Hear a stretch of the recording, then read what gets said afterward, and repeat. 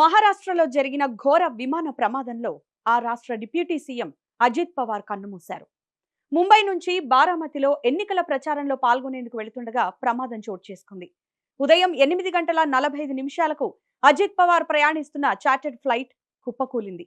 ఈ ప్రమాదంలో ఆయనతో పాటు 5 భద్రతా సిబ్బంది కూడా మృతి చెందినట్లు అధికారులు వెల్లడించారు.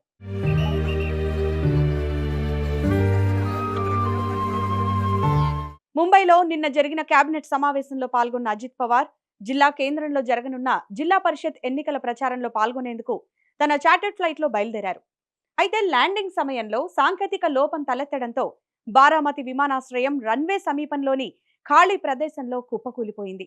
ఆ వెంటనే పెద్ద శబ్దంతో పేలుడు సంభవించి ఫ్లైట్ మంటల్లో చిక్కుకుంది. ప్రమాదం సమయంలో అక్కడే ఉన్న కొందరు స్థానికులు సంచలన విషయాలను వెల్లడించారు. తాము వెంటనే ఘటనా స్థలానికి వెళ్లి సాయం చేయాలని అనుకున్నామని, అయితే 3-4 సార్లు పేలుడు సంభవించడంతో వెళ్లలేకపోయామని చెప్పారు.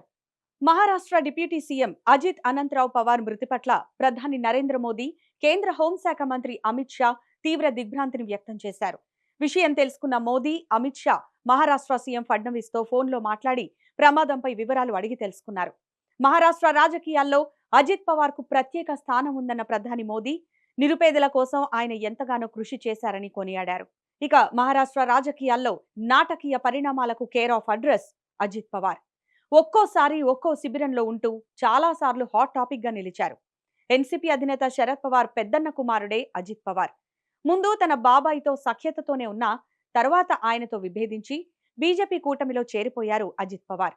అక్కడ బీజేపీ ప్రభుత్వం ఏర్పడిన తర్వాత డిప్యూటీ సీఎంగా ఆయన బాధ్యతలు చేపట్టారు. 23 ఏళ్ల వయసులోనే అజిత్ పవార్ రాజకీయాల్లోకి ప్రవేశించారు. 1991లో పుణే జిల్లా కోఆపరేటివ్ బ్యాంక్ చైర్మన్ గా ఎన్నికయ్యారు. అదే ఏడాది బారామతి నుంచి ఫస్ట్ టైం ఎంపీగా ఎన్నికయ్యారు.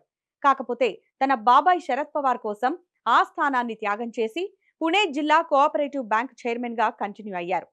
ఇప్పటి వరకు 8 సార్లు ఎమ్మెల్యేగా విజయం సాధించి రికార్డు సృష్టించారు. అంతేకాకుండా 4 సీఎంల వద్ద ఉప ముఖ్యమంత్రిగా బాధ్యతలు చేపట్టిన నేతగా కూడా గుర్తింపు పొందారు అజిత్ పవార్.